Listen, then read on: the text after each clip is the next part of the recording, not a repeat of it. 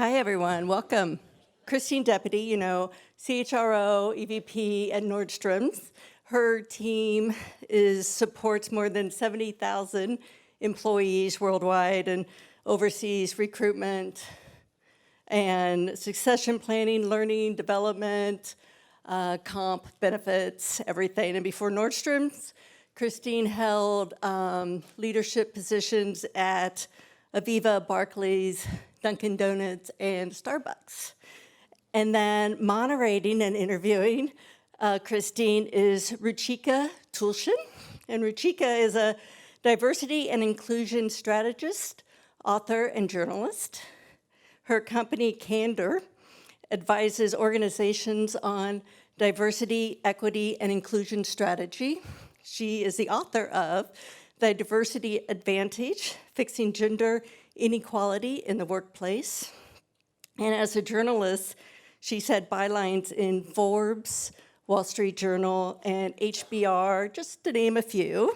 So please give Christine and Ruchika a Talent Connect welcome. Thank you so much, Tanya. Good afternoon, everyone. How are you doing? Good, great. Christine, how are you? I'm good. Very wonderful. Excited. Yeah. I'm much better than I was this morning on a 6:30 a.m. flight from Seattle, so very excited to be here. One of the reasons I'm really excited to be here is when I wrote my book, I interviewed companies around the world that were making strides in gender equality.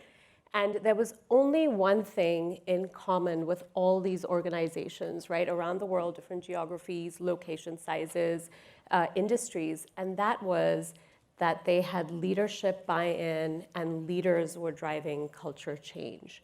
And so it is my distinct honor and pleasure to speak with a leader like you who really sees that and has actually lived through it. So really, really excited for our conversation today. So we're going to have about 35 minutes of me asking you a lot of questions, and then I definitely want to open it up to the floor. So we're going to have about 10 or so minutes where we get to ask questions. A question, not a comment. But let's get started. Let's get this party started. Absolutely.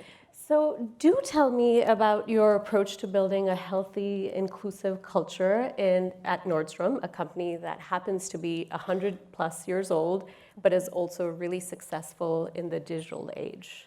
Well, thank you. First of all, thanks for coming and getting on that 6:30 a.m. flight. It's always fun to do one of those flights. Appreciate that you're here to help us have this conversation. At Nordstrom, we are over 100 years old, and we were family founded, the Nordstrom family, and we still have family members leading the organization. So we have 4th generation Nordstrom family in our senior roles, our co-presidents, as well as leading our full-line store business. And one of the things what's unique about Nordstrom is that we have always had a very, very strong and a very, very grounded sense of customer. Customer has always been at the center of everything that we've done. And for us, as we've looked at the environment, how she's changing, our customer is evolving, how she shops, digital is a very big part in both how you start a shopping journey or how you complete a shopping journey. What we realized is we really needed to evolve the culture in order to evolve the experience that our customers are having. At the same time, though, to be really true and hold on to the DNA of the organization and those things that made us great, and how do you combine those two things, the change and the DNA that makes us who we are? Yeah, how do you do that? Is there something that captures the spirit of customers and kind of your DNA? What do you look to? Yeah, I think, well, I'll talk about Nordstrom, but I would apply this to any of the companies I worked in. So I've worked in very large, old companies. Barclays is one of the oldest companies. Aviva is the oldest company, I think, in the UK. And I actually worked for Thomas Cook, who is 300 years old and just went out of business, which was very, very sad if anybody saw the news on that. When you work with an old company or a company growing, the biggest thing that I think is really important is to understand what's at the DNA of your culture in the first place. So what is your core purpose? What is at the grounding, the foundation of that? And if you can understand that, that could show up in a way of values, in a sense of mission. Understanding that at the core and then protecting that then gives you the ability to kind of experience it or create changes that will be relevant to the environment as it's changed. So, for example, for us, customer experience has always been at the core of that. Now, that has always been defined as a salesperson or a stylist and a customer. Well, that doesn't work anymore because today our customer works very differently. So how does service show up? Well, it could be a digital experience. It could be a combined digital physical experience. It could be a store with no product in it at all. And so how we do that, what are the mechanisms by which we demonstrate those values or demonstrate that core mission, they're going to evolve. But if you don't know what's at the core, you could change the wrong stuff. You throw the baby out with the bathwater. And if you're trying to just do what somebody else is doing, you can also end up leading your organization astray. So at the core of it, I think about the DNA of the business, the DNA of the company, and then the leaders have to own it. So this isn't an HR activity, this is a leadership activity. And when we think about culture, I don't see HR as the responsible player in this. I see us as the player that is creating conditions for the culture to evolve. The leaders have got to own it, and that's a really critical piece. Yeah, I really would love for you to expand on that because it is so unusual, especially in the industry, for HR not to own culture or to be tasked with owning culture and driving it. But Nordstrom really has this awesome model of very leadership-driven inclusion, healthy cultures. I mean, can you kind of expand on how that came about? Yeah, it was an interesting evolution for me as an HR leader because I've worked with a lot of different companies, and every company has a different personality, both their executive team, their CEO. When I started, we had 3 co-presidents. And you need to kind of understand who are those folks and what's going to energize them. At Nordstrom, there is a very high sense of servant leadership. And so we think of an inverted pyramid. We talk about moving down the pyramid instead of moving up the pyramid. And our senior executives are at the bottom of the pyramid. We serve those who serve. And that's a very strong part of our language and the way we work. So when we think about that, if you think about we serve those who serve, there's a high sense of ownership around developing people and around, I'm creating a legacy of capability in the organization. So what I was able to do was really look at that and say, all right, they have a strong sense of ownership. Don't take it away from them. How do I empower that? How do I facilitate that? And what we found was it was quite easy. If you can let go of control of some things, create the right conditions. So for example, with our diversity inclusion work, I'll talk about that a little bit. We brought our most senior leaders together, our C-suite, so the executive team, plus a group of about 10 other leaders. And that group was the initial group that went through conscious inclusion. And we had been working through a lot of diversity efforts, but it was that opportunity, it was that moment where we were able to, as a small group, talk about what was really going on in the organization, have a very strong, very honest, very authentic conversation with data and feedback from our people, where we were able to say, here, there's some big things we need to shift. And I was able to be a part of that and enable that. And then I had to allow that group to carry that forward. We then took it to our 150-ish executives. They got involved, they got engaged. And now the whole diversity inclusion strategy is run by that group of executive leaders. So there isn't a chief diversity officer. I do say, that is part of my role. But my role is to create the conditions where they can actually lead the change. So then instead of it's 1 to 70,000 or even 10 or 12 executives to 70,000, it's that 140, 150 group of leaders owning it, and then they go to their leaders, and those leaders go to their leaders. So that ability for folks to own it up the pyramid is really critical for us. By the way, who's at the top of that pyramid? The front line, so our call center folks, our FCDC leaders, the people that are in the distribution centers, our salespeople, the folks that are in the restaurants, the people that are in the stores who are pulling stuff off the loading docks, all of those folks. Yeah, I love that because every time I have been in a Nordstrom, I really feel that. I can see people who have this immense pride to be there and serve customers, right? So you must have faced some resistance. Could you give me examples of resistance you faced to create a diverse and inclusive culture at Nordstrom or even earlier in your career? Yeah, here's what I would tell you. My experience has been that no leader will say, I don't want to do diversity, inclusion, and belonging, or I don't want to change the culture. But what they will do is they'll behave in a way that will cause resistance, or they'll struggle against a particular thing. Right? I don't want to post every job because some jobs I just want to put the right person in that. Or I don't know if I want to do that initiative or because we don't have the resources for it. And generally it's not because someone is against the concept, but it's the practicality about, am I going to lose something?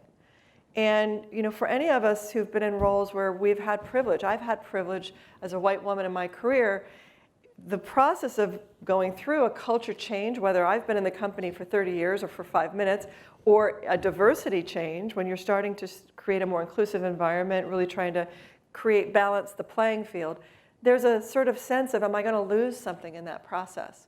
And I think in a general sense, what I've found to work is to spend time to understand what's underneath it. What's the fear? What's the anxiety? What's the concern? And how would that person maybe solve the problem differently? So I probably, like many of you, I get great ideas, right? And I think, oh, no, this is the thing. We're going to do this thing, and it's going to solve the problem. And if I get too attached to that thing, I could hold the organization back because sometimes that thing's not going to work for that person. So I had a colleague say to me once, strong ideas or strong beliefs loosely held. And so I really try and think about how do I hold it loosely so that I'm true to the intent, but I allow that person to maybe get their fingers on it and make modifications. So an example, I had a leader who was really uncomfortable, just had never had any experiences with employee resource groups. And this leader said to me, I don't know, this feels really, it feels strange, and why would we have this, and can't these folks talk to us, and we're an open company, and why would we need to do this? And so I said, okay, that's a fair enough request, and if you're not comfortable with it, let's figure out how we can get you comfortable. So I asked, in this environment, the employees had already started the employee resource groups. We just weren't participating because, as you know, folks will start and engage. And so I said, well, there's a group of folks, they have an employee resource group that they've just started. That's not, it's not been validated by us or blessed by us. But they've said, why don't I bring you, and you and I can go, and let's experience it.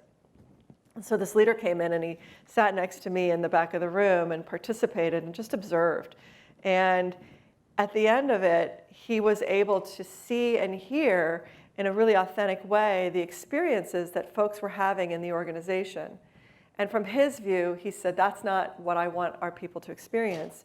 And so if that's what's happening and this is a way to solve that, then I'm comfortable with it. And so it was just, hey, I'm not going to force this issue, but why don't you get close to it? And I think give people an opportunity to see it, experience it, hear it, and then they can decide what they want to do. And so we were able to move that forward. That's awesome. And now how many, do you have quite a few? At Nordstrom, we have 7 employee resource groups.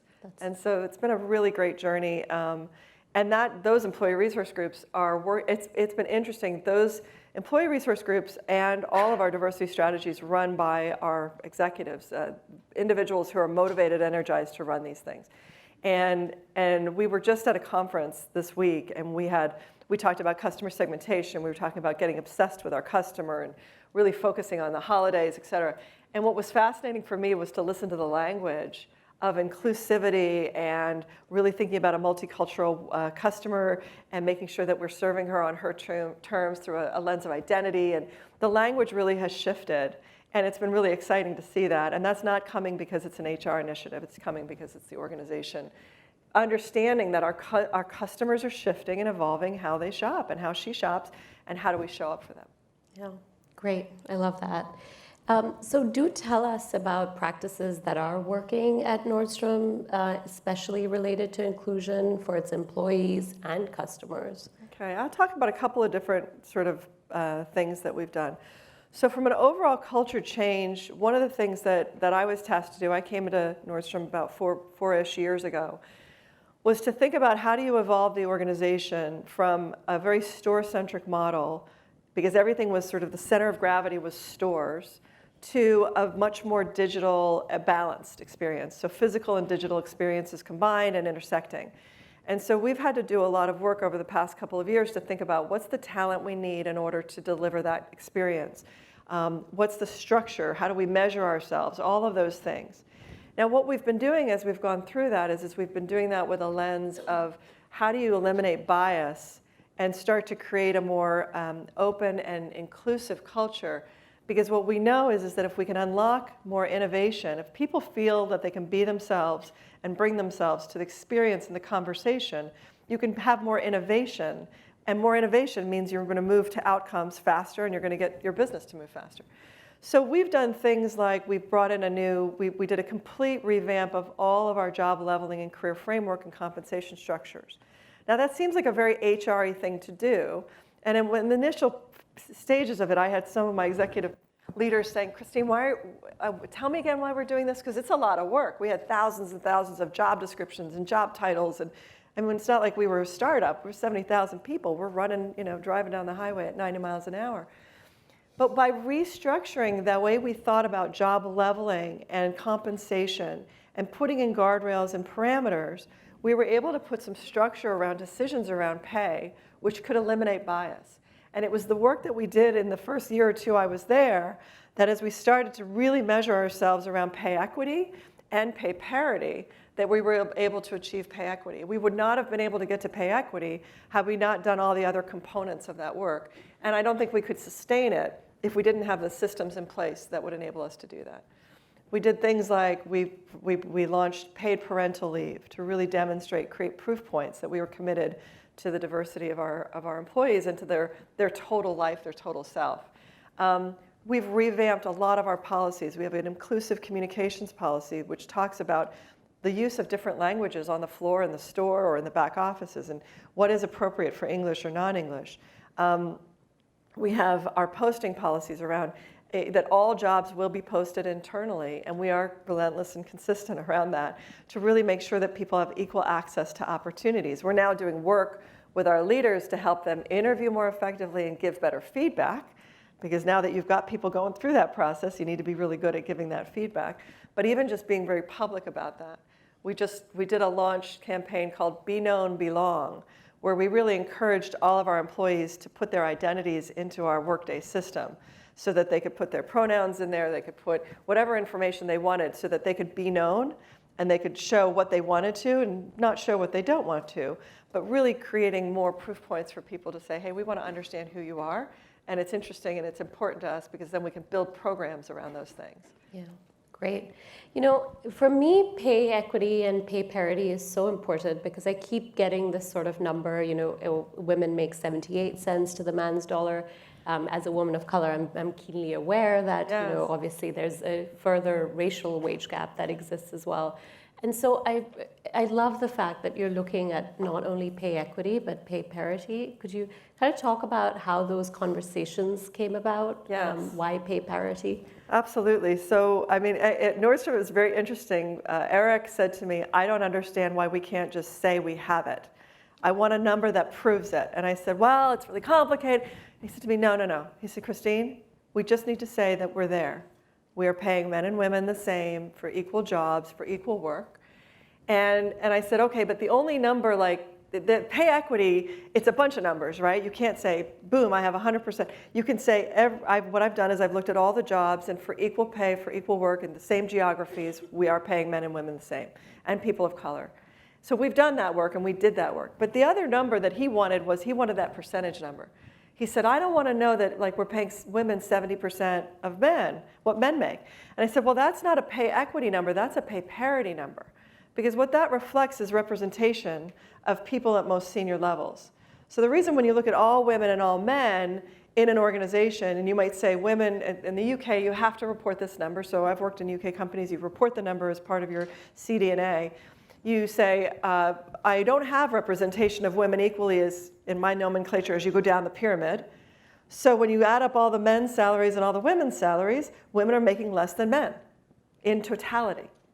Well, we focused on representation, and that's been a core part of our DNA. That's not something I have done in the last 4 years. This has been part of who we are as a company. Our customers are 70% women.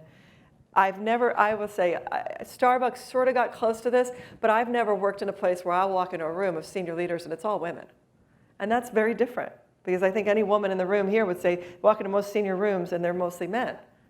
So that was already the case, but we've improved it. And so as we've been really focused on it and we've brought in more women at the board level and more women on our executive team, we are at like 90, I can't say 100%, but we're really, really close to pay parity, which means when we look at all the salaries for women and all the salaries for men, that we have a representation down all the way through.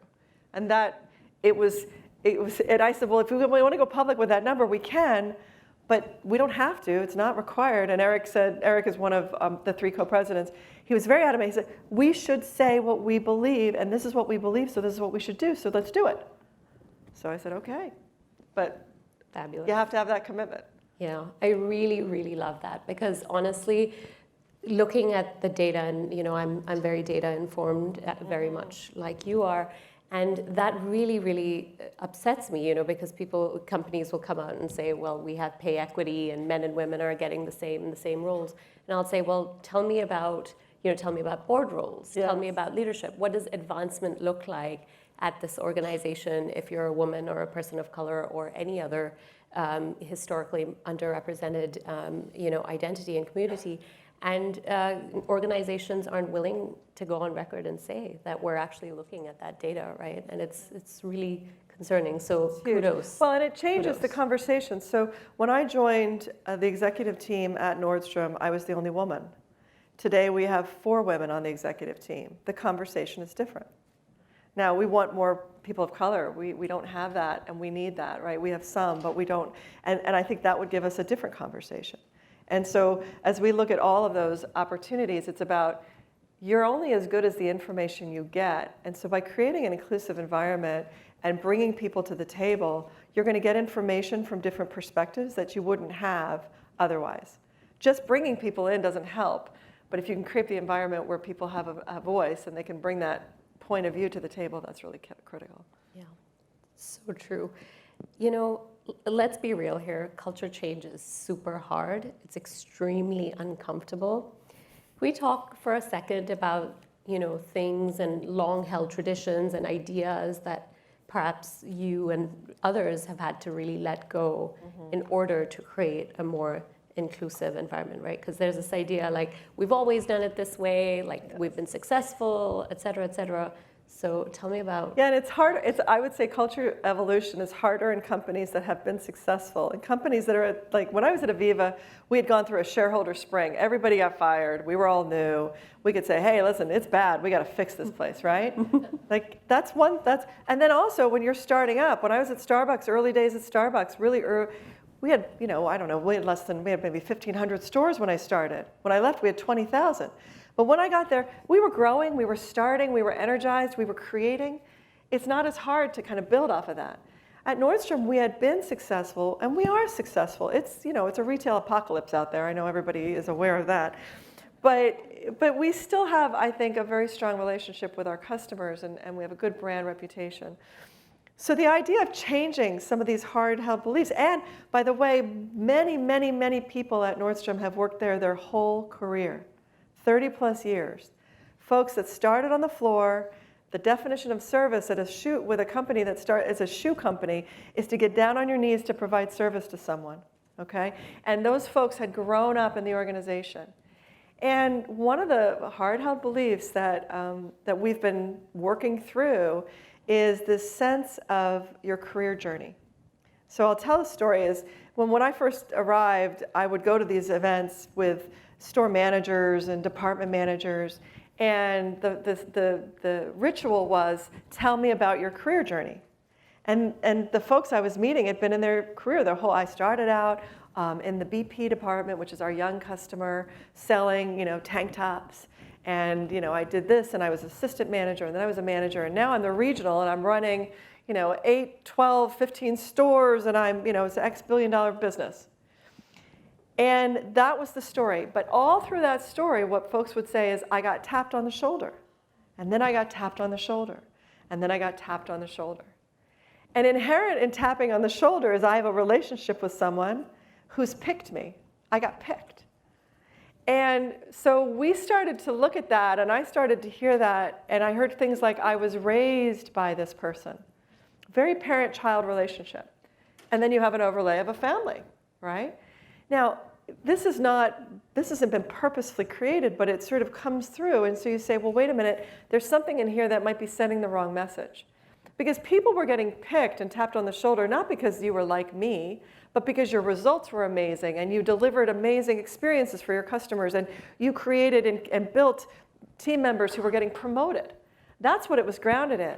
But if you were new to the company and you didn't know that, you could be perceiving that this is about relationships, not about merit.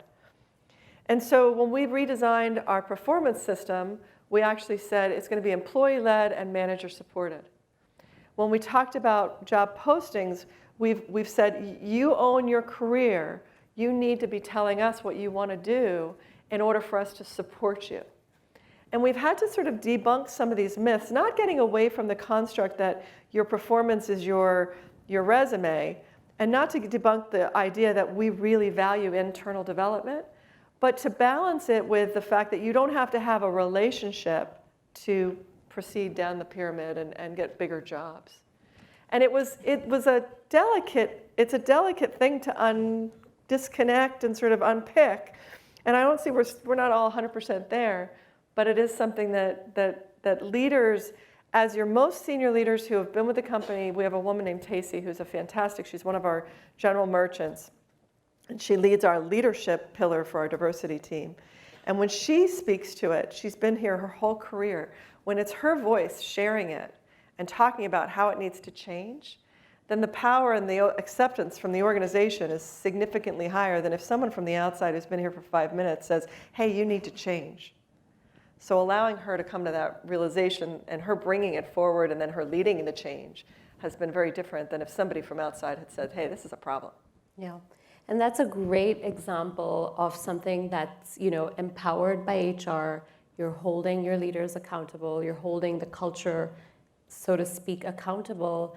And you're institutionalizing the reality that research around sponsorship and picking people, picking your proteges, you're more likely, I think 70+%, to choose someone who is the same race and gender as you, right? So guess who keeps climbing the career ladder and who gets left out? So sometimes having to institutionalize that really is important, right? Because then you're making sure that bias doesn't creep into those decisions. So, again, really awesome to hear. But the one thing I would say, because you started the question with culture change is really hard.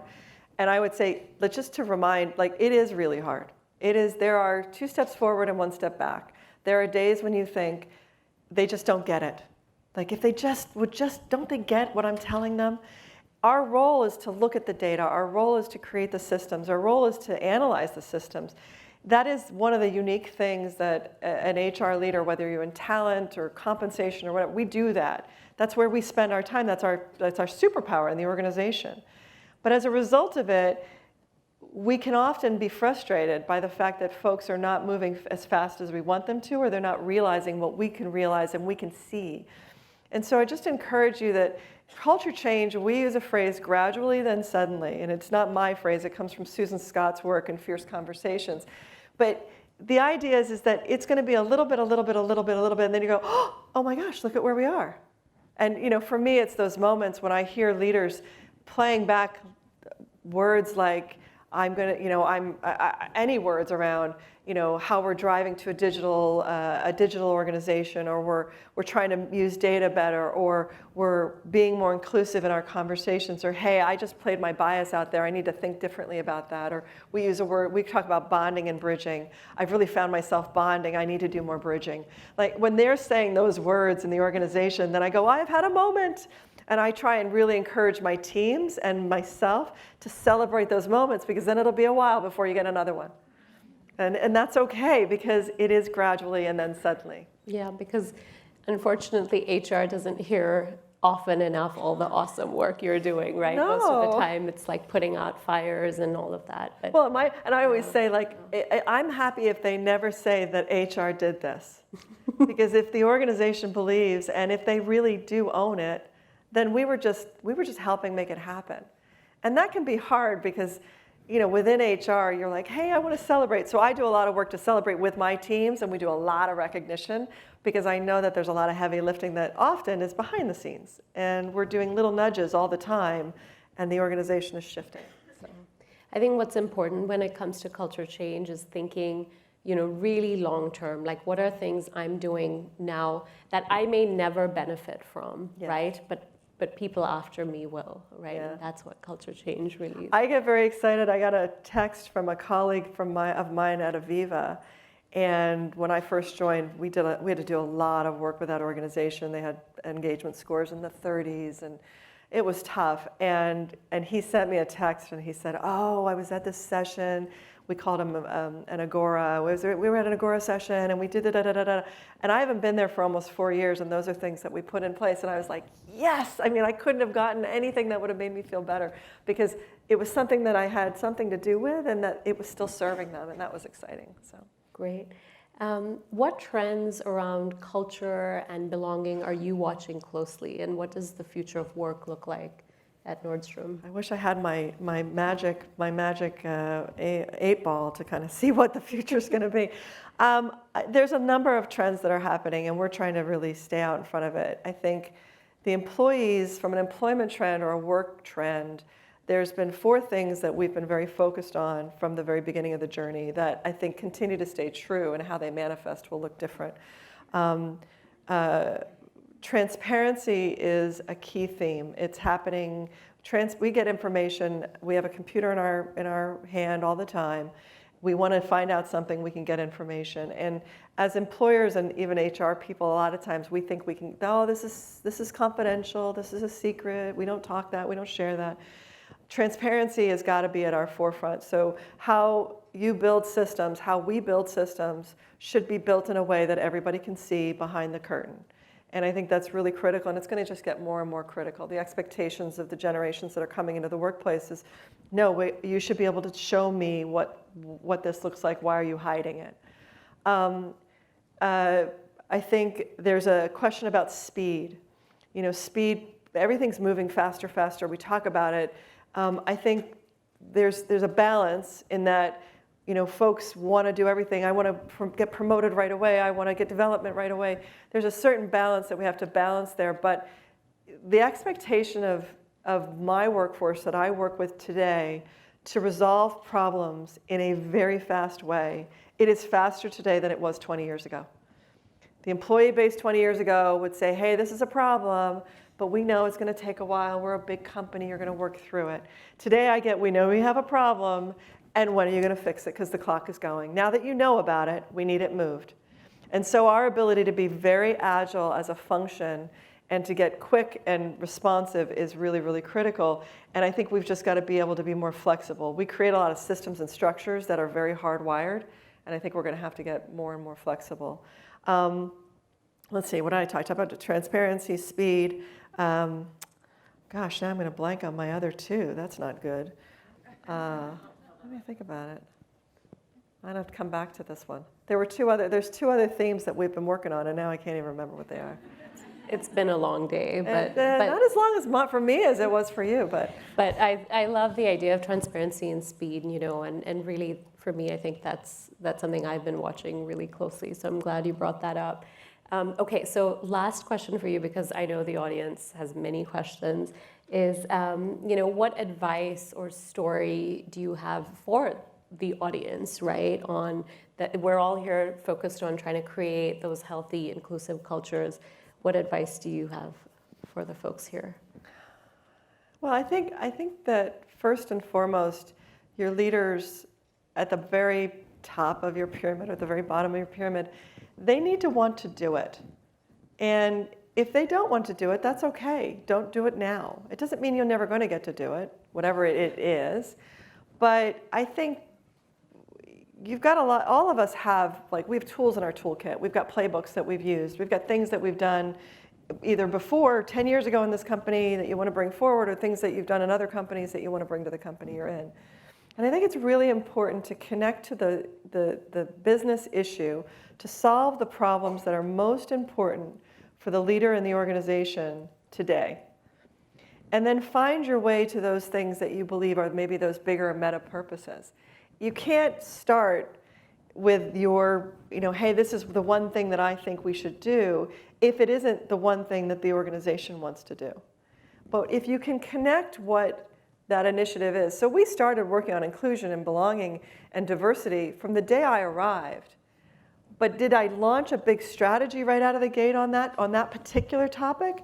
No, because immediately I had to work on some other things. But I always had that. And it wasn't that anybody said, I don't want to do diversity.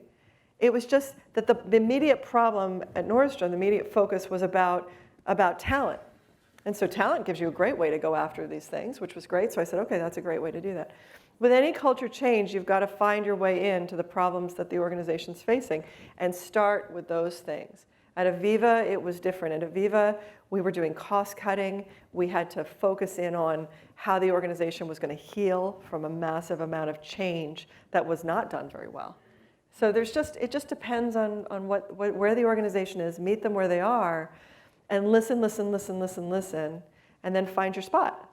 And then as you add value, as you help the organization solve problems and move things forward, you're going to get more and more permission to do more and more things. And the organization's going to trust you. Yeah, and I'm really inspired by the fact that clearly at Nordstrom, it's not that somebody does diversity and inclusion anymore. It really seems like it's everyone's job, and that is the way you do it. If you really want to shift culture, it becomes everybody's responsibility. All right, I don't want to take away time from the audience, so we have a couple of mic runners running around. If we could, if you could raise your hand, keep to a question, 30 seconds or less, ideally. Yes. There you go. Hi. Hi. So you talked about kind of the focus on gender and minorities, right? And then you had a really great story about how you walked in the room, became more women, and then the conversation switched to minority. So I wonder, for an organizational strategy to be for gender and minority, does progress suffer if you're not focusing on one group versus all? No, we have been focused on both. We've made more progress in the space of gender than we have in the space of ethnic minorities and underrepresented groups. We have made progress, so I'm really proud of the fact that we have moved the dial, but we haven't moved it in the same way that we've moved the gender conversation forward and our actual results. So I guess what I would say is I think you need to think about all of it. I don't think you can say one or the other. But you may find that the organization, because of the talent you already have, because of the culture that already exists, you may be able to move the dial faster on one space rather than another. But you can learn as you go around how do you engage with differences, whether you do bring in and you engage with folks that are underrepresented or gender, or women and men or women, whatever that might be. You do learn, oh, this works for us, so let's apply this in that other space. So. Great, thank you. I think there were a couple of questions on this side. The front down here. If we could get them a mic, thank you. Who's up? Thanks. You talked about the performance discussion. You said it should be employee-led and manager-supported. How do you flip that, and how do you also still address performance issues that the manager would like to address, but having it come from an employee-led situation instead? Yeah, and it was very anxious. It was a lot of anxiety from our leaders as we introduced the system. So we went from an annualized system to a quarterly system, which has been really interesting because we introduced, it's called Grow at Nordstrom, and the system was introduced about almost 2 years ago. And now it's really cool because we're talking about now doing our planning cycle quarterly too, because the speed at which you can engage individuals on priorities and change every quarter is so much better, right? Because how do you know what you're going to be doing a year from now? The business is evolving so fast. The anxiety from leaders was, well, my job is to tell them what they're not doing well. And if I'm doing a performance review and they're bringing the materials to me and I'm not preparing ahead of time, then how do I do that? Well, the way the conversation is structured like this. Hey, this is what I said I was going to do last quarter. Here's what I did. Here's what I think I did well. Here's what I think I didn't do. Leaders engaged in that. Hey, let me give you some feedback. Here's what I've experienced. Here's what your results show. Let's sync up and make sure we're clear on that. What learnings do we have? And now what are you going to do next quarter? And you have both your objectives, like what am I actually delivering, what are my programmatic things, but also I may have competency areas that I need to be focused on. And so we have a dialogue and engagement on that, as opposed to me showing up as the leader and you walking in and I have all the information. Now you show up prepared to have the conversation. And what we're finding is that individuals, they know when they're not doing well. They know when there's a problem. So they bring the problem to the table anyway. Now, they may not realize the severity of the issue, or they may not realize that the impact they're having around a particular behavior that they're demonstrating or approach to their business. But generally, they're aware of it. And what we've found is that we still have, people can still get put on a performance improvement plan if it gets severe, or they get a performance documented discussion if they've really done something bad. But the performance conversation being about growth, and at the end of every conversation, we talk about what are your actions to grow. So are you going to continue in your current role and develop? You've got some actions there. Are you taking on more because you're ready to do more? Are you getting ready? Or are you having challenges keeping up and you've got to do some things to get going? So you have one of those three things, and you build out actions to grow. But everybody was very anxious about it. The loss of control, my job is to tell. And we have been shifting that whole conversation. Your job as a leader, and this fits with our diversity conversation too, which is your job as a leader is to create the space and hold the space for people to bring themselves to the conversation. And if you can create space for a conversation, everything will happen. If you can't, you'll get nothing. And nobody's growing in that conversation. That one-way dialogue, nobody's getting better. And at the end of the day, do you want to feel good because you delivered a message, or do you actually want the person to get better? Because gosh, I'd rather them get better than having to fire them. So, and we're not perfect. We are so far from perfect on this journey, and we continue to do the same thing over and over with coaching on, we're giving them coaching training, we're getting leadership feedback training, how to set priority training. And I think we've done it like 4 different ways, just because they think it's new, but it's the same stuff. We just keep hitting them with it. Yeah. We're like, well, now this is part of this. Oh, we'll make it part of this. It's the same core. Like it's exercise, right? People are like, how do I lose weight? Exercise and eat less. How do I get my team to perform better? Set goals, give them feedback. Good feedback. Yeah, Most feedback real is terrible. feedback. There's research to show feedback generally is terrible. But we talk about situation, behavior, and impact. Yeah. And everything is situation, behavior, and impact. And helping people understand you're having an impact. You may want that impact or not, you choose. But you're in control. It's an adult-to-adult conversation. So we're in progress. Great. Any question in the back? Yeah, that was one more, yep. I had a question on culture surveys. Do you conduct culture surveys in Nordstrom? And how do you define culture when you run a culture survey for your employees? I wouldn't say we define it. We have a set of engagement questions. So we were doing the annual big survey. Everybody gets rah-rah, gets 70% participation rate and all that. We did that for the first couple of years, trying to get some really good data around a lot of stuff. Now what we do is we do pulse surveys. So we'll take particular groups where we'll look into specific questions around what's going on. We have what's called digital open doors. So we have an open door policy. You can call anybody, including Pete or Eric Nordstrom. You can call them. They'll answer their phone. You can give them feedback. There's no hierarchy in the organization in that way. So we now have a digital open door where we do pulses where we ask people just 2 or 3 questions at a time, and we'll do that periodically throughout the year. And then we have they're like the pulse questions are about particular topics. Then we do a sample survey. And within all those, we use some core engagement questions, so we can always kind of get a temperature on where everybody is. And we're building out a diversity index, an inclusion index, that has a couple of key questions in there that we're asking to get a sense of, do I feel a sense of belonging? Can I bring, conflicting views to the table? Do I feel I can do that? Is there favoritism in my environment? There's some questions that we use to get a sense of that as well. But we're triangulating a lot of data as well. So all surveys are done in one tool, no matter what the survey's on, so that we can then look at all that and triangulate it with our turnover data, our high growth people. We do exit surveys, and we're starting our onboarding surveys now too. Thank you. So you got to get through that life cycle, and then you start to get real richness in the data. So Christine, we're at like the last 1 minute. If there was something that you could go back and tell yourself when you were starting out in HR, what would that like 45-second piece of advice be? You can't push rocks uphill.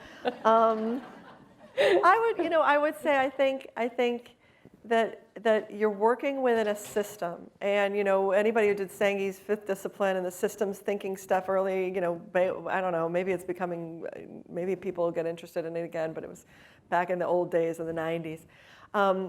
That you're working in a system, and I think there were times when I thought, like, I just need to fix this one thing, and then everything would be better. And the reality is you gotta, I call it plate spinning. You got to spin a lot of plates. You got to keep them all going. You got to make a little bit. You're going to get progress, and then things will evolve. And then the second thing I would give advice to, which is every person needs to make their own decisions. You can't keep leaders from doing bad things, and you can't punish them if they did. Our role, I think, is to be able to create a condition where they can do great things and they can be at their best, but to let them learn.